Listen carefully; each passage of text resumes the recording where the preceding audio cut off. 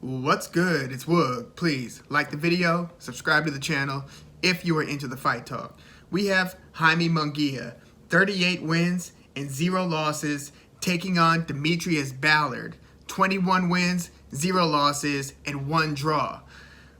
I don't like this fight, guys. Like, I thought about not even doing a video to this one. It's like don't insult my intelligence. Don't let the matching zeros in the loss columns fool you. Like, these guys are not exactly in the same class as far as I see it. I've seen a few of Demetrius Ballard's fights, enough to see that he stands without moving around and kind of what they call takes pictures, where you're like in a boxing stance, sometimes with the high guard, sometimes just taking one step at a time to try to close distance and then throw power punches against, if you look at a lot of Demetrius Ballard's stoppages, are against guys who look like they're like a half a foot shorter than him. I've seen enough Demetrius Ballard, I feel, where I know that this is not a very competitive fight. Even though he's an undefeated fighter, and I will give him a pass for his last performance. I mean, he's getting, criticized because he had a fight a few months ago against Paul Valenzuela Jr., somebody who's got several losses. And in that fight, you could argue Demetrius Ballard deserved a decision loss in that one. But I'll give him a pass for that one because he had been inactive for about 2 years leading up to that fight. He had fought Yamaguchi Falcao in December of 2019. That's a couple months before the COVID pandemic started, and then he didn't return to the ring until, again, 2 years later, basically November 2021. That's a lot of inactivity. So I'll say that Demetrius Ballard was probably rusty against Paul Valenzuela Jr. But even that fight aside, the fight that he had 2 years prior to that against Falcao was a majority draw. And the fight that he had before that was a no contest because of an early headbutt in the fight. And then before that, he got a TKO against Victor Calderas, somebody who he had already knocked out a few years prior to that. Look, I'm not saying that Demetrius Ballard is a bad fighter. I'm just saying that he, in my view, doesn't have any business fighting somebody who is as good as Jaime Munguia, who really made a splash back at 154 when he fought basically 147-pounder who was fighting up at 154 and who had beaten and essentially retired the aging Miguel Cotto. I mean, with a decision win over Cotto, Saddam Ali, who had been knocked out years prior against Jesse Vargas, another 147 guy. But you had Jaime Munguia against Saddam Ali for Ali's WBO 154-pound title, and Munguia just looked like a beast, and he was an absolute beast at 154. I mean, this guy, he's a 6-footer. He hits hard as hell. I mean, he hits so hard at 154 that his power is carrying up, and he's still hitting very, very hard at 160. So he just looked like a beast among boys at 154, just overwhelmed Saddam Ali, hurt him early, continued to hurt him until he finished him in the 4th round, and then he retained that title by defending it about 5 times at 154, and then he went up to 160. And by the way, his last fight at 154, or no, his second to last fight at 154 against Dennis Hogan, you could argue that the crafty Hogan, who's now well past his prime, who got knocked out since this fight against Munguia, he got knocked out, he being Hogan, got knocked out by Jermall Charlo and just got stopped by Tim Tszyu. But a couple years prior to that, Hogan was a pretty slick fighter, and he, in my view, outboxed Jaime Munguia. That was the guy who laid out the blueprint to how to beat a guy like Munguia. Fighting fire with fire, I don't think that that's the wisest way to fight a guy like Munguia, who, again, he's not only hitting super hard, but he's got volume. He's got the type of volume that normally comes from guys who hit half as hard as him. But he's hitting hard as hell, and he's got volume. And he's pretty accurate. And he's got nice reach and long arms, and he's just a handful. Like, he is an absolute devastator if you don't know what you're doing. Like, when he fought another guy who likes to bang, Gary Sullivan, which was, I believe, Munguia's debut at 160, he knocked Gary O'Sullivan out in the 11th round. And Gary O'Sullivan has fought, the David Lemieux, and he's fought some very heavy hitters. back at 154, just after beating Saddam Ali, Jaime Munguia then fought Liam Smith, and he, won a unanimous decision. But it wasn't a fight where, if you're watching it, that you thought Liam Smith had a very good chance at winning. And Liam Smith he's a pretty good fighter. I mean, he beat Liam Williams twice, although both of those wins were controversial for different reasons. Liam Smith is a very gamed opponent. Most of us saw him get stopped by Canelo Alvarez when Canelo was back at 154. But Liam Smith fought Jaime Munguia. I'll say he gave a spirited effort, and he lost a decision to Munguia. So he didn't get stopped. But Munguia's stopping most of his opponents. Yes, Takeshi Inoue also went the distance with Munguia. But since going to 160, here's where the problem lies. As talented as Munguia is, he's not fighting any of the top 10 guys, any of the top 15 guys.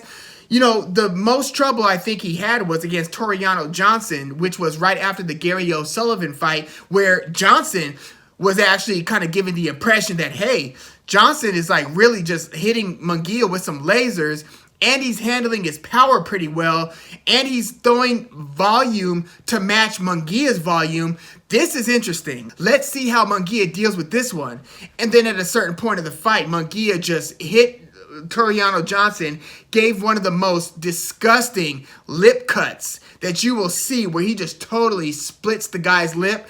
They stopped the fight. For you MMA fans, it was a little akin to Alistair Overeem's lip after it got devastated by Jairzinho Rozenstruik in the final seconds of the 5th round of their fight. One of those viral cuts that is just, you'd have to be into gore to look at that cut and not have your stomach turn in some way. Yeah, Munguia basically ended what was shaping up to be a very interesting fight with Toriano Johnson by basically just like splitting his lip in half. And then since then, he stopped Cesar Romero, who Golovkin stopped in Cesar Romero's prior fight. Munguia stopped Cesar Romero in the 6th round, and then he fought Gabriel Rosado. Gabriel Rosado has fought at 154, has fought as high up as 168, and then he beat Bek Bully Melikuziev, and it was that win over Melikuziev coupled with Rosado's prior fight against Daniel Jacobs, who we just saw lose a controversial decision against John Ryder. Well, Gabriel Rosado fought Daniel Jacobs in Jacobs' prior fight. Jacobs was awarded the decision win, although that one could have been a draw. Some people thought Rosado won. Some people thought Daniel Jacobs won. But because Jacobs was the big favorite and everybody pretty much expected Jacobs to beat Rosado without too big of an issue, the fact that it was an even fight kind of grew Rosado's stock. Former journeyman. I mean, Rosado, you look at his record, you look at the guys that he's fought some of the best of the generation in multiple weight classes. But he loses to most of the step-up elite guys that he fights. Well, when he fought Jacobs, who, based on where you think Jacobs is in his career and based on your perceptions of Daniel Jacobs, he has been an elite fighter. And Rosado's losing performance, close fight, could have gone either way, again, grew his stock and kind of lessened Daniel Jacobs' stock a bit. Well, Jaime Munguia beat the hell out of Gabriel Rosado over the course of 12 rounds. Yes, Gabriel Rosado was resilient, as he always is. Yes, he did, in certain moments, give as good as he got, and he did put up a very spirited effort, and he had Munguia kind of shaken a few times with some heavy power punches.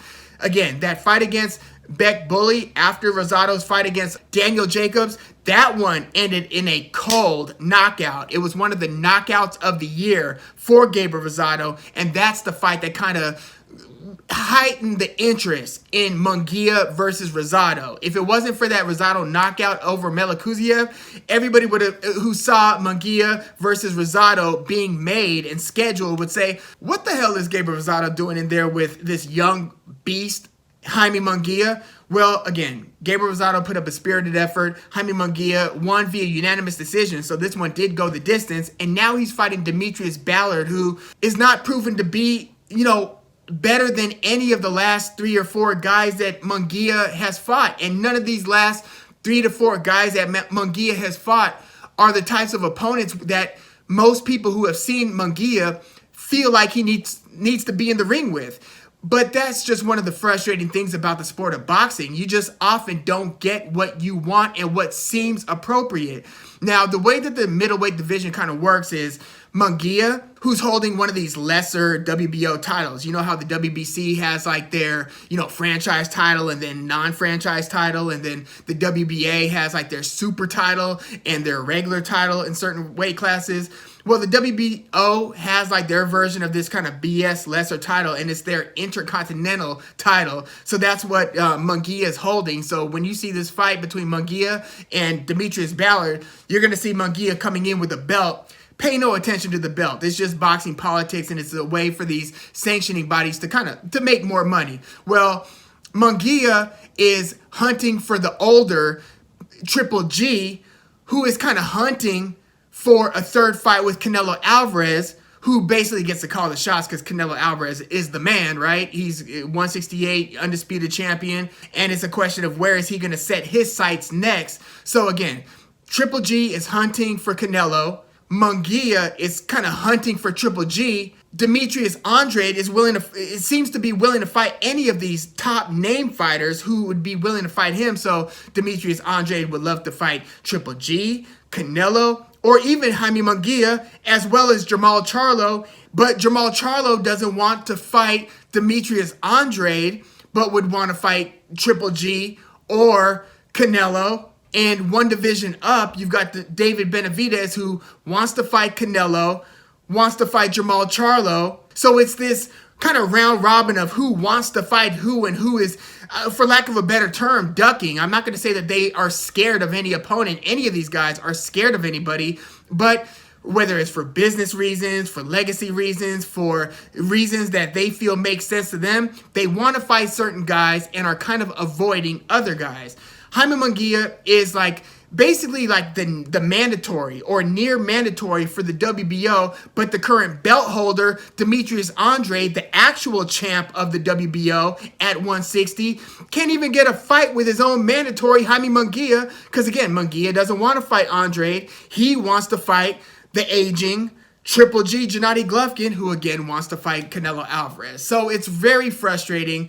I just want to see Jaime Munguia fight a top 10 middleweight so we can really assess. And, the promotional companies and stuff also kind of limit the matchups that can be made. So I would love to see Munguia fight even Sergey Derevianchenko, who usually fights on PBC. We've seen him against Jermall Charlo, and we've most recently seen him against Carlos Adames, who Carlos Adames just beat Derevianchenko. But even before that, we saw Derevianchenko fight Daniel Jacobs. So maybe, there could be a Munguia versus Derevianchenko fight. I would love to see Jaime Munguia fight Chris Eubank Jr. Again, I don't know if these guys, I don't even know if Demetrius Andrade beats Jaime Munguia. I might make him a slight favorite, but again, Jaime Munguia is an absolute mother in there. This guy does not look fun to fight because he's hitting so damn hard and throwing so many damn punches and covering so much range with his punches. So in this Munguia versus Demetrius Ballard fight, I kind of see Demetrius Ballard as being somewhat tailor-made for Munguia's style. Because again, he's not showing you a ton of lateral movement, so he's not going to out-chest match Jaime Munguia and get Munguia to keep his guns in his holster and be reluctant to throw because of the weird angles that Demetrius Ballard might counterpunch with. Demetrius Ballard, one, just doesn't give enough activity. He's not a particularly fast starter, even though he does have some knockouts against what I see as being clearly outmatched opponents.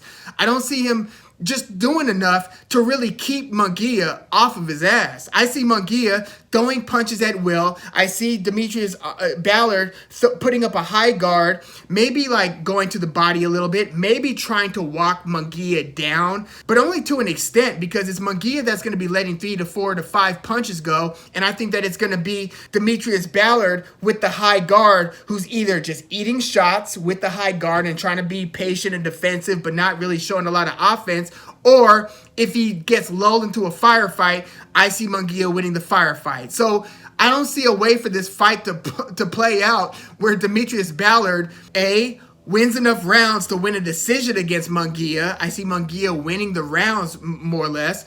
And I don't see Demetrius Ballard hurting and then stopping Munguia. Demetrius Ballard has decent punching power, so maybe he has a moment or two where he kind of hits Munguia hard enough to really get his attention, but I don't see this going well for Demetrius Ballard. I see this as a mismatch, really. And I see Munguia stopping Demetrius Ballard, by the middle rounds. I don't see this one going past the 8th, 9th, or maybe 9th round. And again, I wasn't even going to do this video, but this is one of the biggest fights of the weekend, Kell Brook and Amir Khan, or Amir Khan versus Kell Brook being another one of them. To be honest, I like the Abdullayev versus Jorge Linares fight more than Munguia versus Demetrius Ballard. That fight, by the way, Linares versus Abdullayev, who Devin Haney stopped to earn his at that time vacant interim WBC championship, which graduated to an actual WBC title. Abdullayev is the guy who Devin Haney stopped to earn that belt. Linares is about to fight Abdullayev, and that fight just got elevated to ESPN Plus. I think Linares is probably going to beat Abdullayev in that fight. Abdullayev hasn't shown me enough to make me think that he's, really elite or even near elite. But yeah, Munguia versus Demetrius Ballard. This is kind of a stay busy fight for Munguia, and I think that he stops Demetrius Ballard without too big an issue. The question is, what the hell happens next? How is Golden Boy going to matchmake Munguia after that? Because I don't think that Triple G is going to fight Munguia. So it's like, if the guy that you want to fight doesn't want to fight you, you got to make some other plans, but make those plans appropriate for the talent level of your talent. But yeah, let me know what you think about Jaime Munguia versus Demetrius Ballard. Please like the video, subscribe to the channel if you are into the fight talk. I'm Woog. Thanks for tuning in.